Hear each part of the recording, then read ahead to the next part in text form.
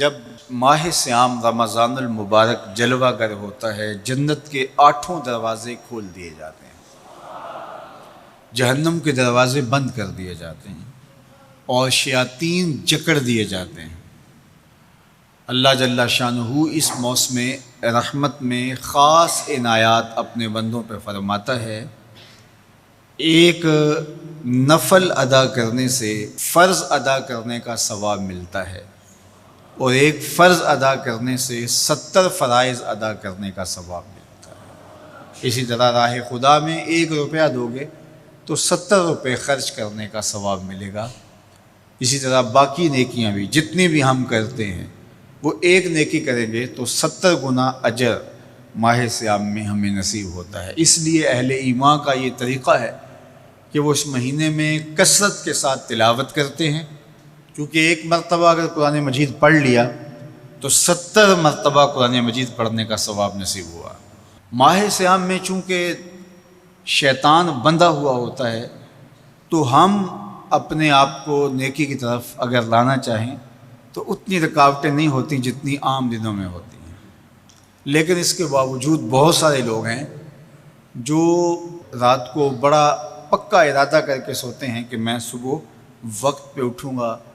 اور نوافل بھی پڑھوں گا اور نماز بھی ادا کروں گا، لیکن جب صبح ہوتی ہے تو انہیں یا تو جاگ نہیں آتی یا نیند سے بیدار ہو جاتے ہیں، بستر سے اٹھا نہیں جاتا۔ جبکہ وہی شخص انہوں نے صبح سبزی منڈی جانا ہو تو چھلانگ لگا کے اٹھتے ہیں اور سبزی منڈی پہنچتے بھی ہیں۔ سستی طبیعت کا کسل نہیں ہوتا۔ عمومی طور پہ ہم اپنے آپ کو بیمار تصور کر لیتے ہیں اور سستی اور کسل کا نام دے کر کے، بہانہ دے کر کے ہم کہتے ہیں کہ بس کیا کریں، ہم کو ارادہ کرتے ہیں روز لیکن ہم سے اٹھا نہیں جاتا، بس طبیعت اس طرح کی ہے، کسل ہے، سستی ہے۔ یہ بات ذہن میں رکھیے گا کہ ارادہ کرنے کے باوجود بھی صبح جب ہم اٹھ نہیں پاتے یا کوئی بھی نیکی کا کام ہم کرنے کا ارادہ کرتے ہیں تو ارادہ کرنے کے باوجود ارادہ ہی رہ جاتا ہے، ہم کر نہیں پاتے،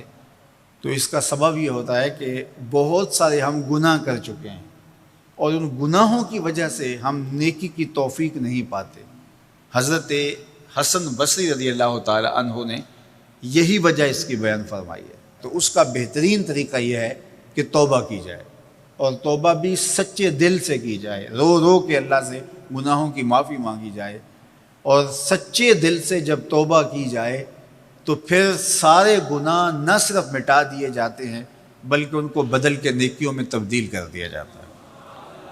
تو ماہ صیام کے اندر پختہ عزم کریں اور اس عزم کو عمل کی شکل دینے کے لیے سچی توبہ کریں کہ ہمارا یہ رمضان اس طرح سے گزرے، یہ مہینہ اس طرح سے بسر ہو کہ ہم اس مہینے میں اللہ تعالیٰ کی قربت حاصل کر لیں، ہم گناہوں سے پاک ہو جائیں اور ہم جو ثمرات ہیں، جو فوائد ہیں اس مہینے کے، وہ ہم سمیٹ سکیں۔ تو یہ وہ مہینہ ہے جس کے انتظار میں میرے اور آپ کے آقا و مولا اپنی آنکھیں لگائے ہوتے تھے اور دن گن گن کے وقت گزارتے تھے کہ ماہ صیام آ رہا ہے۔ تو اس مہینے کا عزت کے ساتھ، تکریم کے ساتھ، اعزاز کے ساتھ استقبال کرو اور اس کو پلکوں پہ بٹھاؤ، اس کو دل پہ بٹھاؤ۔ اس مہینے کی تکریم یہ ہے کہ اس میں ہر برا کام چھوڑ دیا جائے۔ اگر کوئی شخص برا کام نہیں چھوڑتا اور روزے رکھتا ہے تو میرے اور آپ کے آقا و مولا کا ایک فرمان سن لیجئے، من لم یدع قول الزور والعمل بہ فلیس للہ حاجۃ فی ان یدع طعامہ و شرابہ۔ فرمایا کہ جو جھوٹ اور برے کام نہیں چھوڑتا، اس کے بھوکا اور پیاسا رہنے کی اللہ کو کوئی ضرورت نہیں ہے۔ تو روزہ خوراک بچاؤ مہم نہیں ہے جو چلائی جاتی ہے، بلکہ یہ تزکیہ نفس کا موسم ہے، باطن کی صفائی کا موسم ہے، اور باطن کی صفائی نہیں ہوتی جب تک ہم کوشش کریں۔ آپ کے بدن پہ بہت ساری میل چڑھی ہوئی ہے اور جمی ہوئی ہے بدن کے ایک ایک عضو پہ میل، تو آپ پانی میں چھلانگ لگا کے باہر بھی آ جاتے ہیں تو میل نہیں اترتی، چلو کچھ نہ کچھ فرق تو ضرور پڑ جاتا ہے، لیکن میل نہیں اترے گی۔ میل کب اترے گی؟ جب آپ اپنے بدن کو مل مل کے اس کے اوپر صابن لگا کر کے اچھی طرح سے اس کو جب اتاریں گے محنت کوشش سے، تو پھر آپ کا بدن مہک جائے گا، ہلکا پھلکا ہو جائے گا، میل اتر جائے گی۔ یہ موسم رحمت ہے، اللہ کی رحمتوں کا میਂہ برسے گا، اس سے کچھ نہ کچھ فائدہ تو ہوگا ہی، لیکن حقیقی فائدہ وہی حاصل کرے گا جو اپنے گناہوں کو مل مل کے دھوئے گا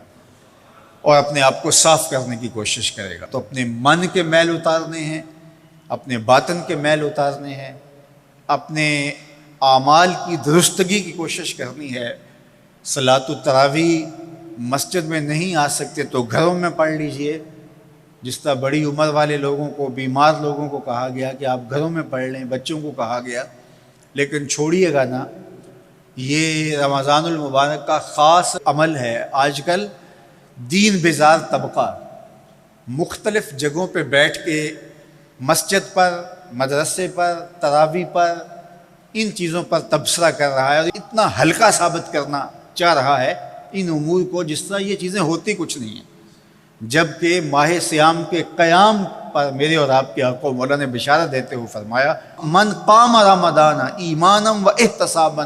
غفر لہ ما تقدم من ذنبہ، جس نے رمضان المبارک کی راتوں میں قیام کیا ایمان اور محاسبہ نفس کے ساتھ، اللہ اس کے پچھلے سارے گناہ معاف فرما دیتا ہے۔ یہ بہت بڑی دولت ہے، تو اس دولت کو ضرور سمیٹیے گا، ضرور حاصل کیجئے گا، من کی ستھرائی، عفت اور پاکیزگی کا ساماں کیجئے گا۔ اللہ آپ سب کو اپنی امان میں، اپنی حفاظتوں کے حصار میں رکھے۔